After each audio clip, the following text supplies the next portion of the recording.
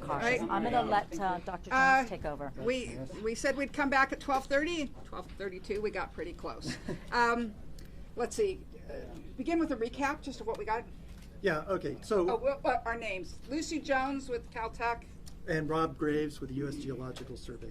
So we're just giving an update about this morning's earthquake.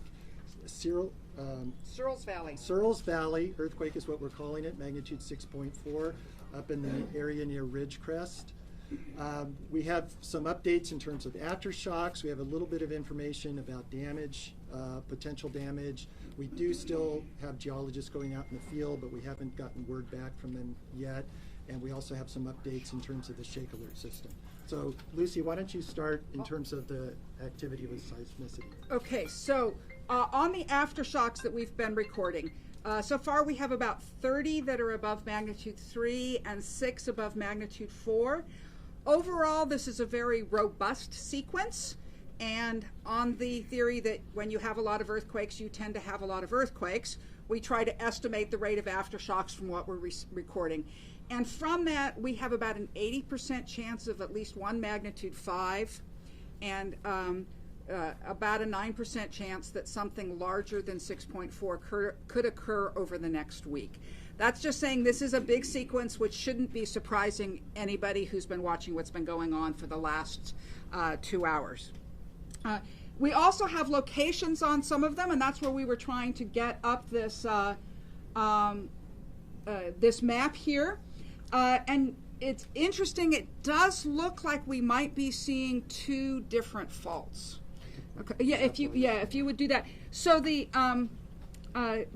main shock was actually located in the middle, at that intersection between those 2 strands. And so we think the main fault was rupturing down towards the southwest, which would have focused the energy towards Ridgecrest. But then there's also a second fault that seems to have been activated going up to the northwest. Again, this area, that's not completely surprising. Look at those little black lines in there. There's a bunch of them. This is an area with a lot of little faults that in a rather complex area moving apart. It does suggest that Ridgecrest was particularly hard hit. We have reports from California Office of Emergency Services that there seem to be a couple of structure fires going on in Ridgecrest, and they're responding to them. There is also a small community called Trona, which is even closer to the ruptures, and it's on a dried lake bed. We do not have any communication with them yet. They would be a place that potentially there's significant damage. As I said, we're seeing at least 2 faults involved. This area is characterized by robust sequences, so we expect to be seeing a lot of earthquakes today, and some of them could be damaging. Probably at least one more will be damaging. Kern County just tweeted something that suggested that they were anticipating a quake in 15 minutes. This tweet came out a little while ago. There is nothing that gives us the time of a particular event. Now, I'm going to tell you I think there will be a magnitude 5 today. I did that on the day of Northridge, and when it happened, people said, "You predicted the earthquake." And I said, "I predict rain in Kauai, too." This is the same situation. When the probabilities are this high, then you can say, yes, there'll probably be a magnitude 5 today, but it's not the time of any particular event. There's nothing. If somebody's giving out a time of a particular event, they're not basing it on science. Okay? That's probably what we've really got about the aftershocks. We said we don't yet have, the geologists haven't yet gotten out, so we don't have a report yet on that. Actually, you did mention we've seen this kind of conjugate behavior. Oh, that's true. Well, besides, did you just notice 2 aftershocks showed up? I just saw the 2 extra red dots that showed up here. This type of, conjugate behavior is relatively common. Back in 1987, we had 2 magnitude 6s on conjugate faults. The Landers earthquake with Big Bear. Big Bear was a little more separated from it, but was the same type of conjugate feature. The way the stress works, if I'm pushing in this way, I can move out here, or I can move out here. And so those essentially perpendicular, we call it conjugate faulting, is a common feature. and we'll just have to see. We're only 2 hours into this sequence. We'll have to see how it develops. What about the Shake Alert app? Have you gotten any closer to understanding? Yeah, so I can give an update about that. And there's maybe a little bit of misunderstanding or miscommunication. The system actually worked as designed. So an alert was sent out by the U.S. Geological Survey. The app with the City of LA is set up with various thresholds. The first threshold is a magnitude 5 earthquake or greater in LA County. It will send out an alert. This earthquake was outside of LA County, so it didn't satisfy that condition. The other condition is intensity greater than 4. The intensities in LA were 3 and lower. So the app performed as designed. It's just that the intensity levels were below that threshold that it had been set by the app. So the system actually worked as designed. It's something that we need to look into, though, as to whether maybe that threshold should be lowered or adjusted for future. And just to reiterate, though, there was the level of shaking within the City of LA area was not damaging. So in that sense, the app was worked as designed. If it had worked as, with the levels set correctly, or well, they were not set correctly, but lower. levels set Lower. differently. Yes. What would we have seen on the app? What Yeah. would people have seen? So if, for example, if it had been 3, Intensity 3. intensity 3, or then people would have got notification to expect shaking. I don't know the exact wording on the app, but there would have been a significant About 45 seconds. number, 45 seconds before the shaking actually arrived. So the alert would have worked beautifully in that sense. But again, the shaking levels would not have been damaging. Certainly it would have been great, to kind of know ahead of time. Does it have sound, or is it just like a text? What is it?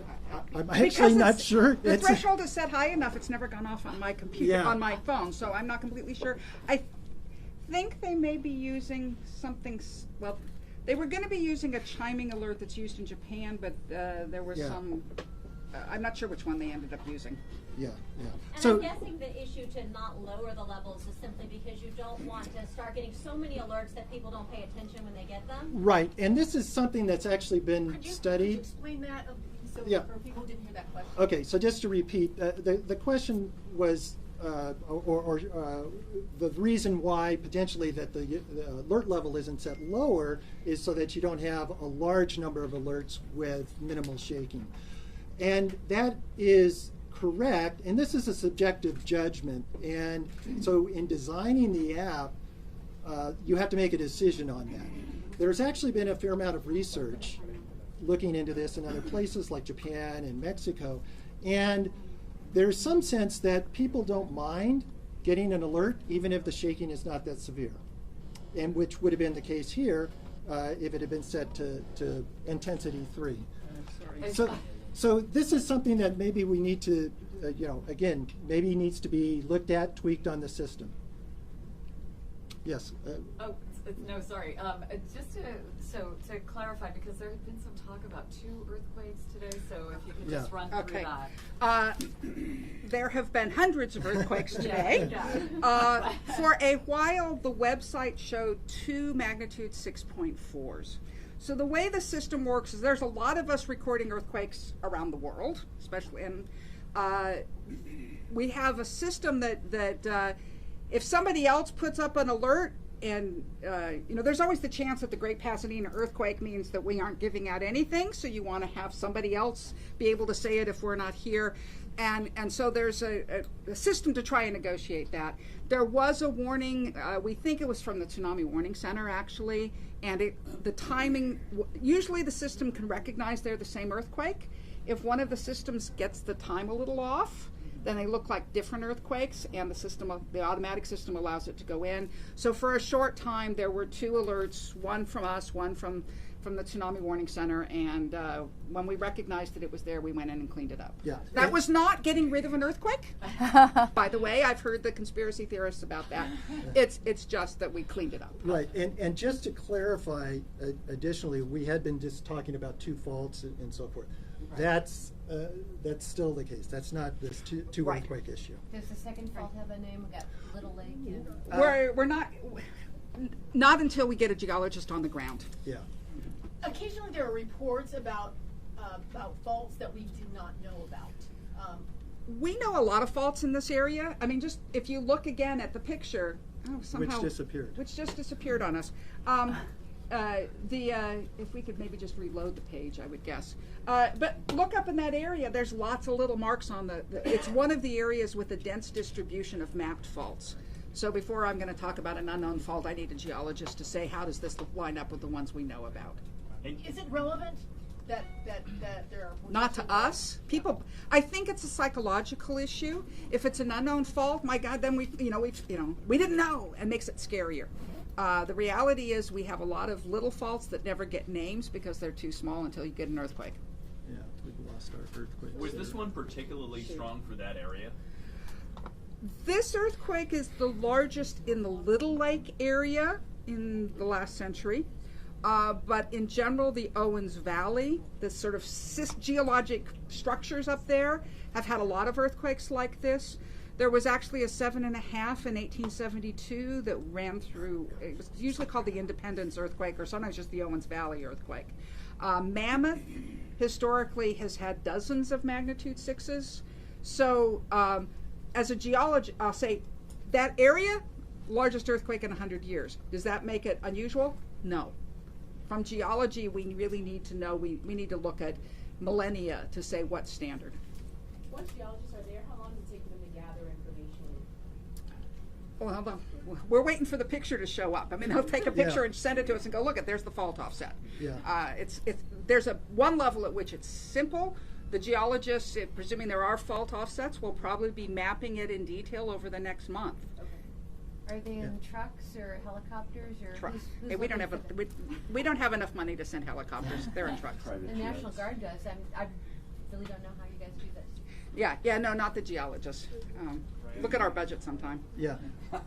So, but they're en route. They are en route, and as soon as we have information, regarding fault offsets or anything like that, we'll provide it. Hopefully within the next briefing or so. And since we don't have any pictures yet, can you again sort of illustrate what that's going to look like? What a seismologist would want to take a photo of? Yeah, well, yeah. So we're speculating a little bit here in that we don't we don't know yet if this fault actually ruptured to the ground surface, and it's magnitude 6.4s in California sometimes break all the way to the ground surface and sometimes don't. So until we actually have some definitive information, if it did break up to the ground surface, what we should see is where two sides of the rock or two sides of the ground that were close together have slid horizontally relative to each other. And there may be some vertical displacements as well, but given the information that we have recorded, the seismographs, it looks like the offset on the fault, if it has broken to the surface, will be that horizontal strike slip motion. How does that information help you? What does it? Well, obviously, if in terms of damage, if you have a pipeline or a structure that straddles that fault and it moves sideways, that could be very devastating. I don't know if that's the case here again. Also, in terms of the ground shaking that was experienced in the Ridgecrest area. Lucy was talking before about how the earthquake started off to the northeast and propagated to the southwest towards Ridgecrest. With this type of horizontal motion, that can actually be amplified. Again, until we actually get some definitive information from some folks there, I can't be sure about that, but it is a possibility. Also, we now do a better job of correlating what we get from our instruments with what is recorded in the ground. It used to be we needed the geologist in the field to tell us what happened on the fault, And in fact, the details, we get more details by walking down that fault than we'll ever get from an instrument. We over many years of recording them and comparing them, we have a guess that that magnitude 6.4 is partially a statement of how much slip happened, how much one side moved with respect to the other, and at that magnitude, with this fault length, it's on the order, it's under a meter, but a half a meter to, so a couple feet. So it's potentially a pretty big offset. The question is whether it's confined at depth or whether it made it up to the surface.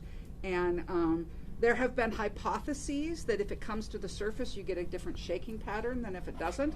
And not everyone agrees with that hypothesis, and so that's an interesting piece of scientific testing that can go on because of it.